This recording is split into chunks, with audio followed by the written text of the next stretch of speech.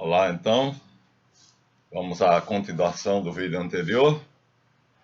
Me permitam, portanto, mais uma vez pedir a anuência de vocês e a paciência de vocês para ler um pouquinho mais do Dr. Monod, Jacques Monod, Prêmio Nobel de Medicina em 1965, bioquímico apaixonado pela bioquímica, mas não havia ainda bioquímica, então ele fez um trabalho de bioquímica. Na verdade, o que acabamos de ler foi um trabalho que ele fez em laboratório, que comprovou que todo ser vivo segue um projeto, ou seja, há um projeto no núcleo de cada ser vivo, mesmo de um monocelular, um ser que não tem inteligência, uma Escherichia coli, como também haverá em uma ameba, como também haverá em uma euglena, e assim qualquer ser vivo, a partir daquele que tem uma única célula, é programado. Esse programa está escrito nele, né? É a cadeia de DNA dele que está escrito o que é que ele deve fazer. Então, o que nós temos? A importância disso é porque a coisa se aplica a você e a mim. Porque eu fiz o tarô, porque eu fiz esses estudos com Todd, porque ele me disse esse segredinho que eu vou passar para vocês já já. Então, na verdade, o que nós vamos ler agora ainda é do Dr. Jacques Monod. Ele já conseguiu aqui provar uma coisa, que um ser vivo, um monocelular, o nome do livro é O Acaso e a Necessidade, editora Vozes, né? Ele foi o ganhador do Nobel de Medicina de 65 e $1 milhão. E esse livro é o resumo vamos dizer assim, da apostila que ele distribuiu para a Academia, a Assembleia de Cientistas que foram assistir a ele, explicar a experiência dele de 25 anos.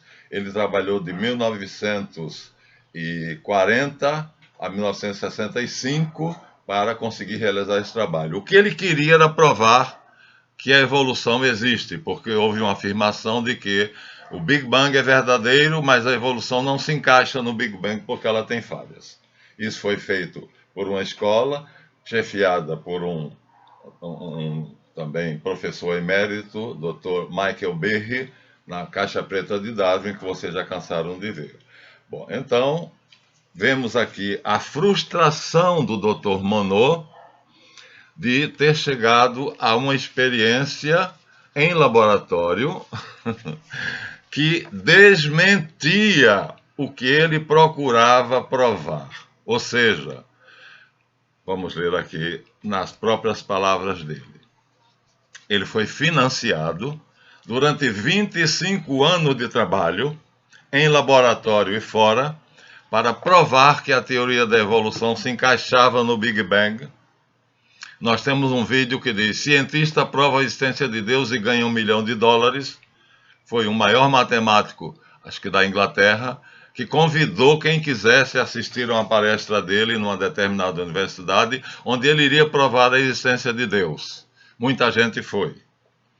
E ele, num quadro negro enorme, né, com alguma coisa que não era bem giz, com projetor de slides e tudo, ele, entre outras coisas, provou que para que, segundo a teoria de Darwin, quer dizer, quando a Terra tem 2 bilhões de anos, né, o Sistema Solar tem 4 bilhões e o Big Bang 14 bilhões em números redondos, então tudo aconteceu na Terra em 2 bilhões de anos, segundo os darwinistas e os neodarwinistas, os teóricos da evolução.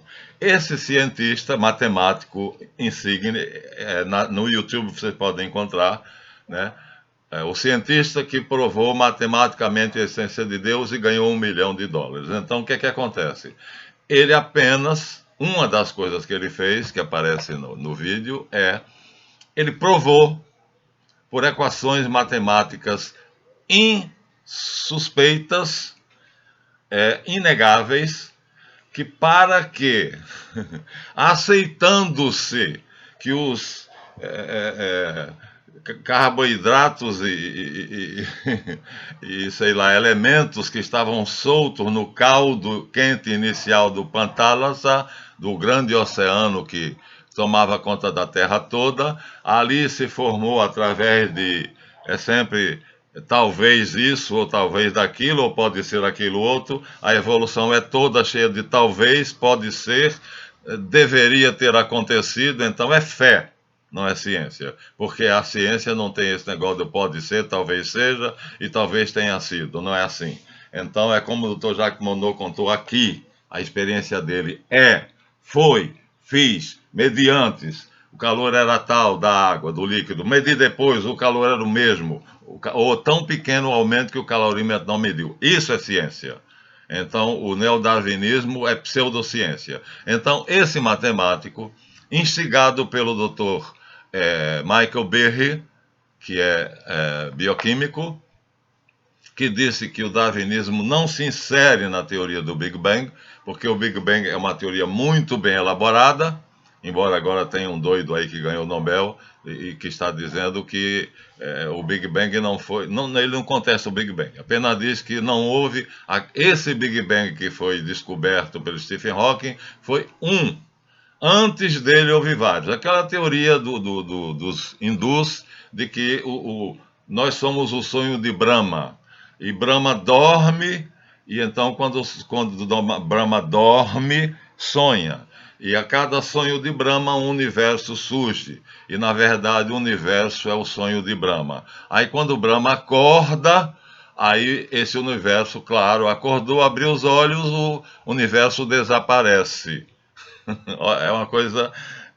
historinha de Papai Noel, né? Contar isso é contar a história de Papai Noel. Pois o maluco que ganhou, eu recebi agora de uma irmã, né, da minha irmã, mostrando a hipótese desse louco, que então cada vez que Brahma dorme, sonha, e o sonho dele é a criação de um universo. E quando ele acorda, que abre os olhos, então para de sonhar e esse universo sucumbe. E assim nós estamos, talvez, no 7º ou 8º universo, depois de Brahma ter dormido 4, 5 ou 6 cochilos. Então esse é apenas um. Então o que Stephen Hawking descobriu, segundo esse maluco, foi apenas o último Big Bang, ou seja, nós estamos vivendo um sonho de Brahma, o último, o atual. Quando ele acordar, tudo desaparece. É uma loucura, né, que só cabe na cabeça de um quadrúpede, né? Então, um mentecapto quadrúpede. Então vamos continuar. Me permitam, então, depois dessa crítica a esse idiota... mas o que é que aconteceu? O cientista lá, matemático emérito, conhecidíssimo, provou que, supondo a existência da molécula, que já seria uma série de coincidências para que ela surgisse no caldo inicial, aí ela precisava, aqueles elementos que estavam ali próximos, precisavam de um grande choque de energia para poder se transformar. E aí um relâmpago veio e tocou exatamente naquele ponto do grande oceano do Pantálassa, e a molécula se transformou em uma célula. Quer dizer, o não vivo, inorgânico, se transformou no orgânico, no vivo, embora Pasteur em 1860 tenha provado que todo ser vivo só vem de outro ser vivo. Mas os idiotas do darwinismo e do neodarwinismo e da evolução continuam afirmando que foi assim que aconteceu. Então, aquele relâmpago tinha que vir naquela hora, tinha que encontrar os aminoácidos e as proteínas e sei lá mais o que lá, os carboidratos, tudo pertinhos um do outro, numa posição justa, que quando o relâmpago batesse na água, transformaria uma molécula, ou seja, o inorgânico em orgânico. Um ser morto num ser vivo.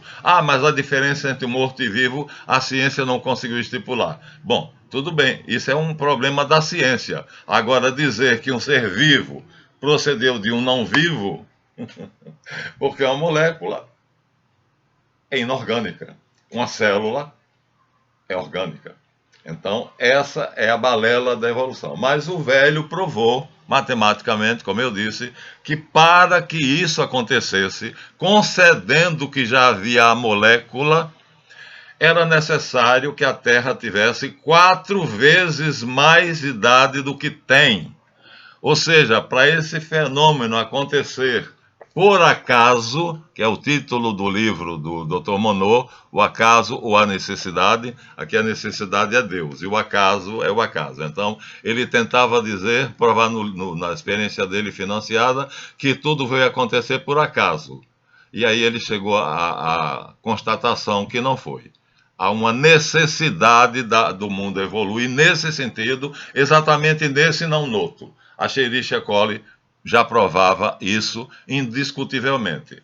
Agora ele vai dizer o resultado do total das experiências dele, que somaram 25 anos, de 1940 a 1965, e lhe valeram o Prêmio Nobel de Medicina. Então, agora vejam, ele vai fechar. A pedra angular da ciência é o postulado da objetividade da natureza.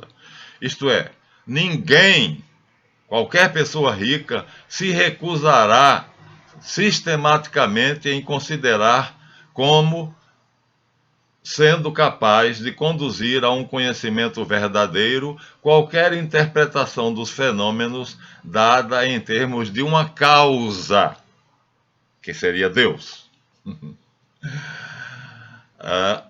Ou melhor, de um projeto que supõe uma inteligência. Então ele disse, só fui financiado porque eu ia provar que o darwinismo estava certo. Apresentei esse projeto e o meu financiador, que ele não disse quem é, me financiou. Trabalhei 25 anos, só que, vamos ver o final. Então, já começam sabendo que ninguém vai financiar um cientista se ele apresentar um projeto que mande, que coloque a existência de uma inteligência, embora exista o livro Universo, Inteligência ou Inteligência no Universo, tem 2 livros, eu tenho todos os 2, né? Mas o problema é, na inteligência não está no universo, está além do universo. A inteligência é a matéria preta, a matéria escura e a energia escura. É essa inteligência que governa nosso universo. Mas vamos lá, é a isso que chegaram, não sou eu, um grupo de cientistas. Em 1933, ou seja, Monod não tinha começado ainda a experiência dele e queria provar que aqueles cientistas, cujo resumo eu relato aqui, é um vídeo, esses cientistas estavam errados na tentativa dele de provar que há uma inteligência no universo. Então ele pediu um financiamento para provar que não há, que tudo é obra do acaso. E aí ele já ficou surpreso quando a Escherichia coli, como um engenheiro competente, se multiplicou de 1 em vários bilhões, portanto, com muito trabalho, e esse trabalho deveria aquecer o meio onde ela estava, porque o trabalho gera energia mais do que a que você usa, no que você quer, logo essa energia seria medida por um calorímetro e deveria a água ter sofrido um pequeno aquecimento. Você sua quando faz um trabalho. Por que sua? Porque a energia que é gerada pelo seu cérebro é maior do que a que você precisa para fazer o seu trabalho. Então, aí o corpo aquece. Esse aquecimento se traduz em calor e suor. Entendeu? A coisa funciona assim. Então, ninguém dará ao cientista um financiamento se ele tiver um projeto. Então, ele foi financiado, só que, para a surpresa dele, o resultado foi o oposto. Então, depois dele dizer que ninguém vai financiar um cientista que queira provar algo que seja verdadeiro, toda interpretação dos fenômenos, experiências, dada em termos de causas finais ou de projeto, é considerado como sendo recusado por qualquer financista. Podemos datar exatamente a descoberta desse princípio, descoberta não, né? O dogma. A formulação por Galileu e Descartes do princípio da inércia não fundava somente a mecânica, mas a epistemologia científica moderna, abolindo a física e a cosmologia aristotélica. Então, a partir de Galileu e Descartes, então, com o princípio de inércia, fundou-se também o postulado da objetividade, que prevê que tudo veio por obra do acaso. Certamente, nem a razão, nem a lógica, nem a experiência, nem mesmo a ideia de sua confrontação sistemática haviam faltado aos predecessores de Descartes. Mas a ciência, tal como a entendemos hoje, não se podia constituir apenas sobre as bases desses cientistas. Era necessária ainda a austera censura, o dogma, colocada pelo postulado da objetividade. O dogma de que tudo foi obra do acaso. Se você não estiver dentro desse postulado filosófico, não será financiado, será considerado um pseudocientista. Postulado puro, para sempre indemonstrável, pois é evidentemente impossível imaginar um cientista que fizesse uma experiência e provasse a não existência de um projeto. Então é um dogma.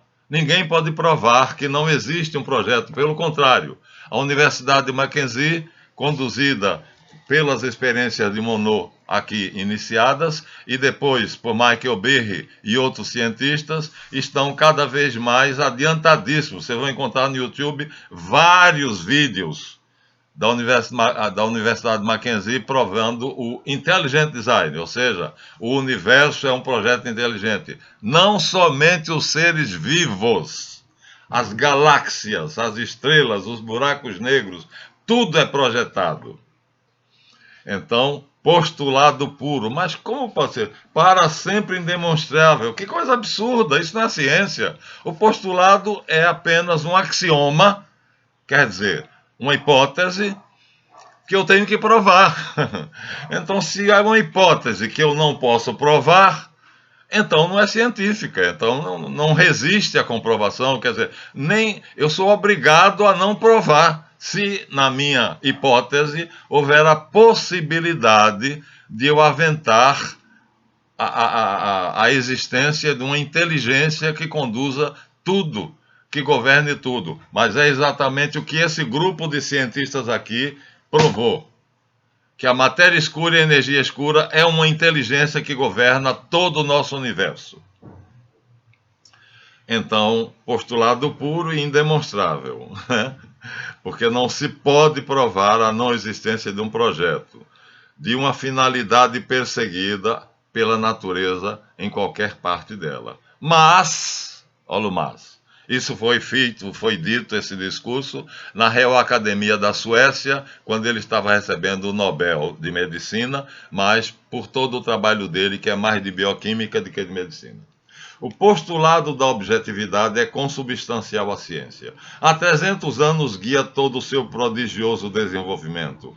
É totalmente impossível nos desfazermos dele, ainda que provisoriamente, ou num domínio limitado, sem sairmos do domínio da ciência. Ou seja, tudo que saia do postulado da objetividade é considerado não científico. Logo, o Intelligent Design é considerado não científico. Embora, se vocês assistirem um vídeo do Intelligent Design, aliás, no caso da Escherichia coli aqui, vocês já viram que ela segue um projeto. Como engenheiro competente, ela conseguiu se multiplicar de uma em vários bilhões, sem aquecer a água onde ela estava, o meio. Quer dizer, não somente não contrariando as leis da termodinâmica, mas controlando-as de tal maneira que não houve aquecimento do meio onde ela estava. Logo, como ela não tem inteligência, que é um monocelular, ela segue um projeto em suas estruturas. Há um projeto, né, no núcleo celular, na gema do ovo. A verdade, porém, nos obriga a reconhecer, esse é o final, o caráter teleonômico dos seres vivos. Teleonômico quer dizer projetado, com uma finalidade. Admitir que, em suas estruturas e performance, todo ser vivo realiza e persegue um projeto. Ele estava lançando aqui as bases do projeto inteligente. Portanto, existe aí, aparentemente, uma profunda contradição epistemológica. Não existe nenhuma contradição. O que existe é que os pseudocientistas que defendem a evolução, como o caso do Robert Foley, cujo livro eu li e que tem uma porção de bobagem, quer dizer, ele chega a um ponto onde diz assim, só havia gorilas. Os gorilas eram a estrutura mais semelhante ao do homem, porque o gorila pode andar arrastando as mãos no chão, tem 4 mãos, mas bastava transformar os pés do gorila, as mãos que pisam em pés, mas como transformar? É por mutação. Quer dizer, de repente era preciso, foi feito. Maravilha, né? Eu preciso de um castelo com vários lacaios, mesas e candelabros e castiçais, como do filme A Bela e a Fera. Pã! Se é preciso, acontece. A girafa precisava atingir as folhas brotos lá de cima, porque as de baixo os outros animais comiam. E de tanto esticar o pescoço, então o pescoço dela se alongou. Ora, vai enganar, vai catar coquinho. Vai contar essa história de Branca de Neve dos 7 Anões para quem você achar que é burro. Então eu, de tanto bater os braços, eu devia voar. Porque eu gostaria de voar. Eu tenho uma necessidade de voar. Mas eu posso passar a vida toda batendo os braços que eu nunca vou voar. Contudo, Darwin afirmou que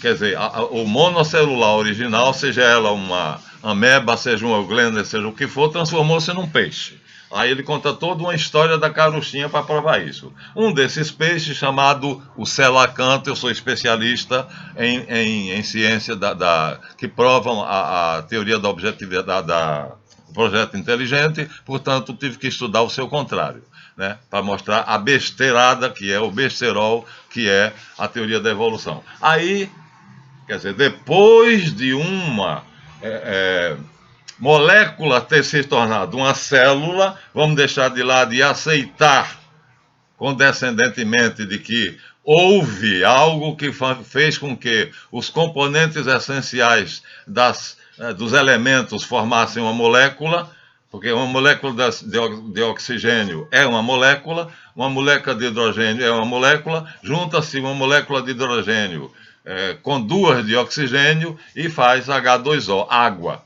Se transforma em uma substância. Então, tudo isso por acaso e por mera coincidência. Mas vamos conceder que a molécula estava lá. E aí, essa molécula recebeu uma carga elétrica, uma descarga elétrica de um relâmpago monstruoso que tinha a força suficiente para transformá-la, transmutá-la em uma célula. Seja uma euglena, seja uma Escherichia coli, seja uma ameba. Meu Deus do céu. É preciso acreditar em Papai Noel. Quer dizer, estava lá a molécula esperando que esse relâmpago viesse e desse uma descarga elétrica que movimentasse os ingredientes dessa molécula, transformando-a em uma célula, transformando um ser inorgânico num ser orgânico. Bom, enquanto, quer dizer, na verdade, Monod tem o privilégio de ter sido verdadeiro. Quer dizer, perdeu o financiamento, mas ganhou $1 milhão e o Prêmio Nobel de Medicina. Mas por que ele fez isso? Porque em 1933, uma equipe de cientistas, entre eles o suíço Fritz Zwicky, afirmou que deveria haver mais massa no universo para equilibrar a gravidade das galáxias. Constatação científica. Tem que haver mais massa no universo do que a matéria, biônica, a matéria comum. Propôs o conceito de matéria escura como o material que fornecia coesão ao universo. Então, a gravidade era fruto da matéria escura. Já estamos, então, com um cientista teorizando, ainda não é uma coisa conclusa, mas que a matéria escura é quem é responsável pela gravidade do nosso universo, da nossa galáxia e de todas as demais.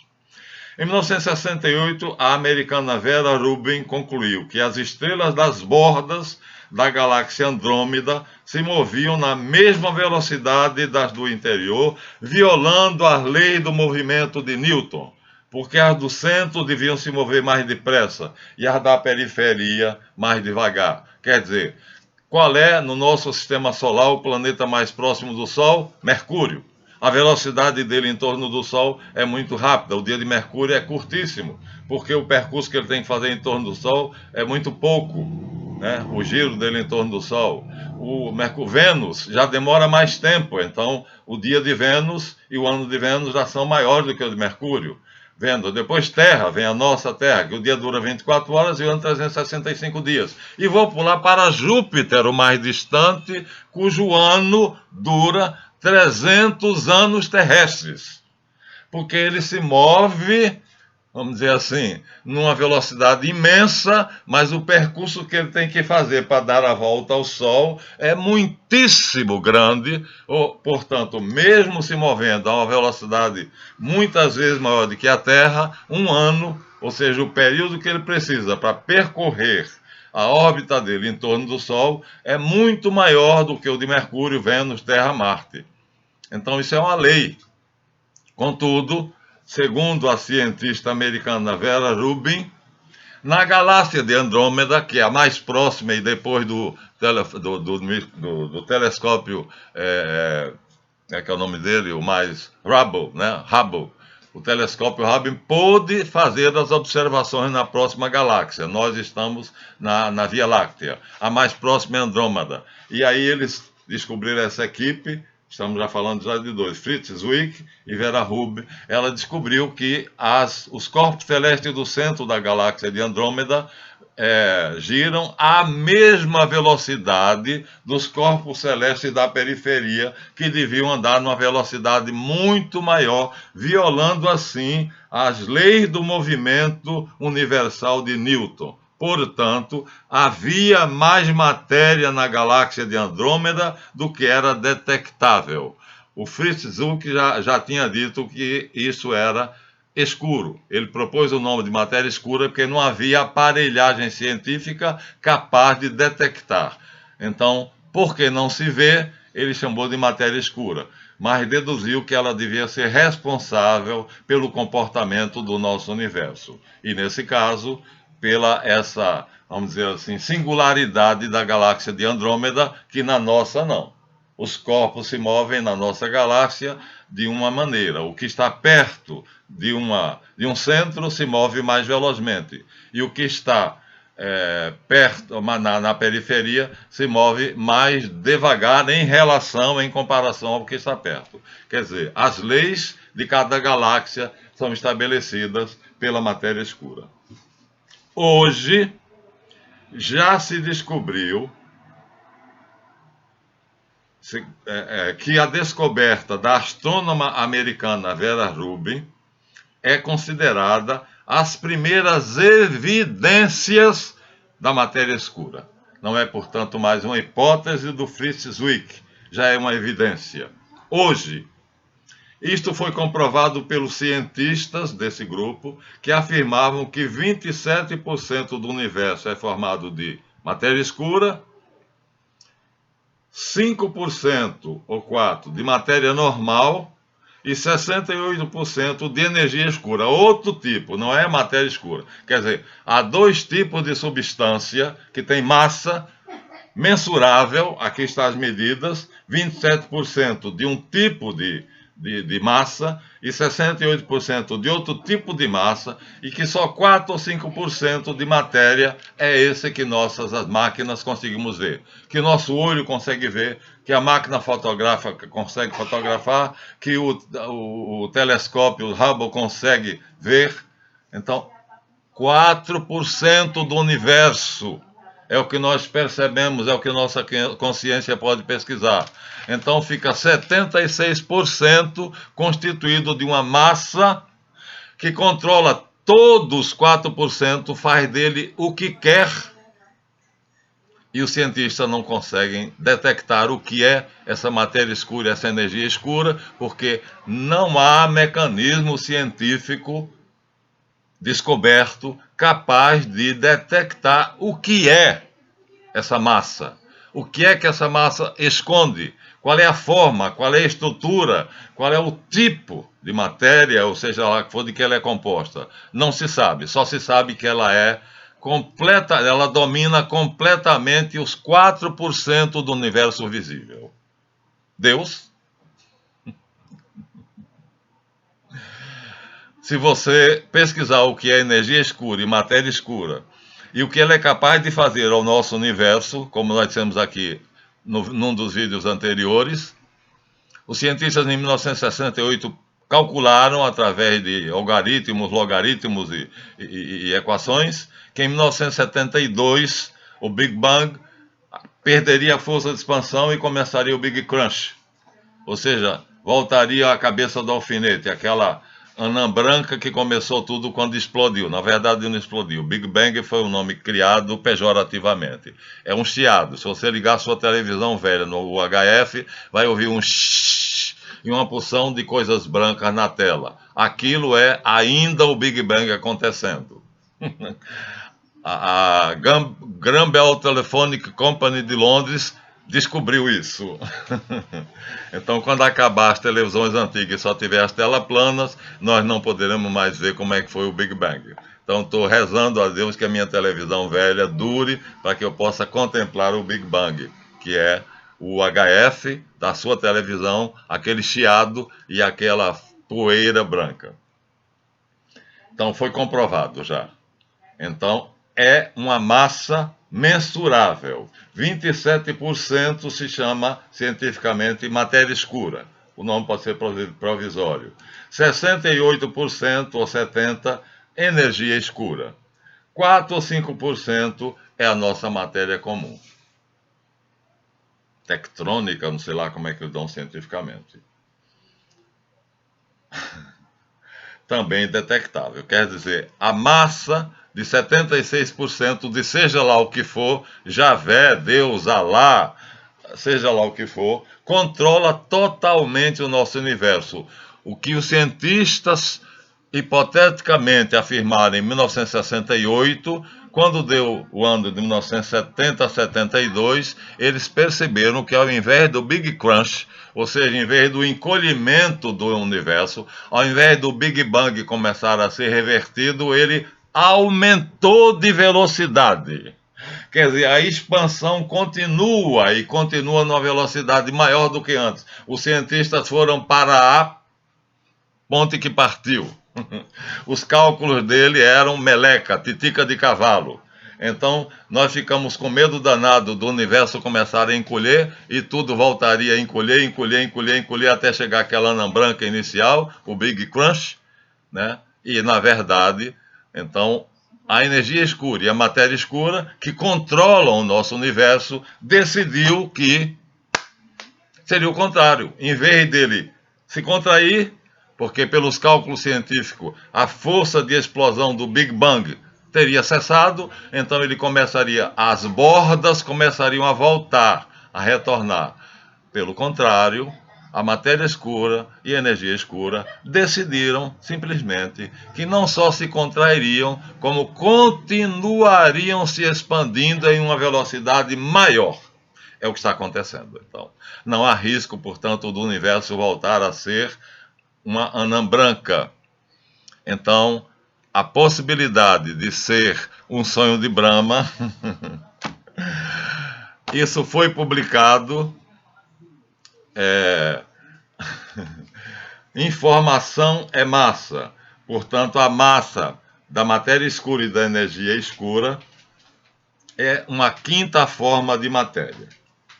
Esse artigo descoberto, escrito por esse aqui é um resumo do vídeo, que eu fui parando e fazendo esse resumo, que aí o doutor Jacques Monod, coitado, ao invés de embargar o trabalho dessa equipe de cientistas que estava tentando provar que o universo é controlado por uma inteligência, ele terminou comprovando.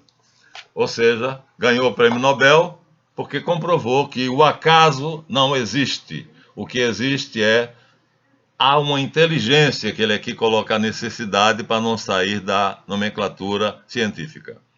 E essa inteligência controla tudo. É energia escura, é a matéria escura. Já vê? Isso foi publicado sobre este assunto na revista científica Ab Advancer. É ciência. Não é conto da carochinha. É ciência. Então, o que interessa para nós agora é que vocês se conscientizem de que, assim como, segundo a equipe que trabalha desde 1933 e conseguiu provar que o nosso universo de 4 ou 5%, né, do total é controlado por 76% de uma massa que nós não temos como saber o que é, mas que exerce absoluto controle sobre o nosso universo, os 4% do nosso universo. Essa massa fará o que quiser do nosso universo. Colidirá galáxias, apagará o Sol, criará estrelas, fará estrelas desaparecerem, morrerem. Em suma, essa massa tem um poder que é equivalente ao divino. É só ler a respeito. Já passamos dos 30 minutos, passamos bastante, mas tudo isto para dizer a vocês. Então, Dr. Jacques Monod provou que todo ser vivo segue um projeto. Louis Pasteur provou que omnium vivum ex vivo, que todo ser vivo procede de outro ser vivo. Portanto, a molécula não pode se tornar uma célula. O inorgânico não gera o orgânico. Só uma célula viva consegue produzir outra célula viva.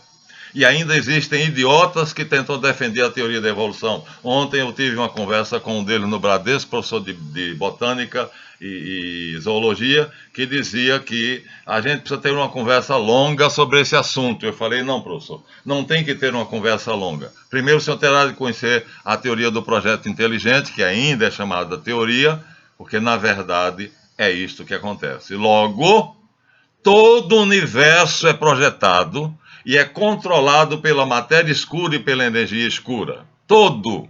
Montes, vales, colinas, galáxias, sóis, constelações. Isso quem provou foi o grupo de cientistas que estava reunido em 1933, e que Jacques Monod achou que podia contradizê-los, fazendo uma pesquisa financiada por alguém lá que terminou ficando contrariado porque ele provou o contrário. Você é projetado. Você veio à Terra com um projeto.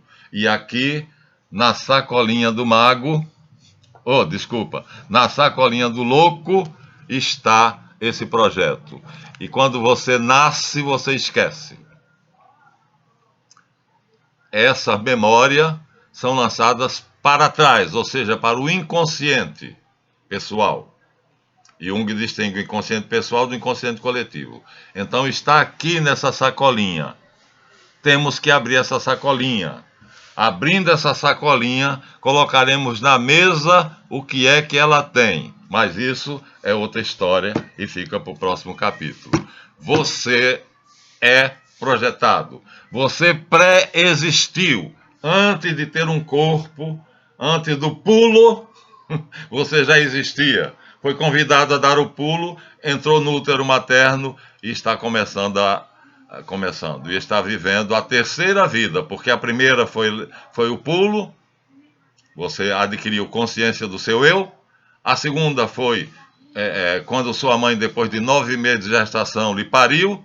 E a terceira, quando você descobriu, acossado pelo animalzinho que lhe impele a ir para frente, mesmo com o risco de cair no abismo, a alma lhe impele, busque, busque, busque, e o buscador, assim, agora você não é mais o desorientado, agora você é o buscador.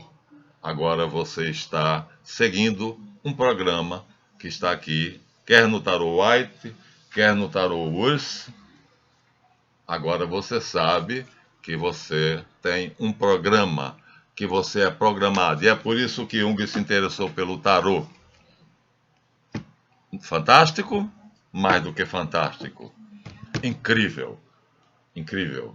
Nós vamos passar tudo para vocês agora devagarzinho, mas fechamos aqui com 40 minutos dizendo: tudo no universo é projetado. Como disse Jacques Monod, todas as estruturas seguem, perseguem e perfazem a sua performance que está programada no seu núcleo.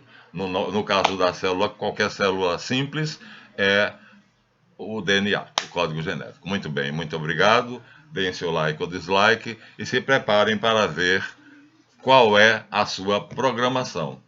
Como é que você foi programado? Isso é o tarô. Isso é o curso de tarosofia. Como seria o seu programa? Como está sendo, provavelmente um programa alternativo, porque o sistema lhe impede de desenvolver-se segundo o programa de Metatron. Essa é a função da turma do mal. Lhe impedir de se desenvolver dentro do que foi programado pela inteligência suprema. E ele causa tudo para impedir isto.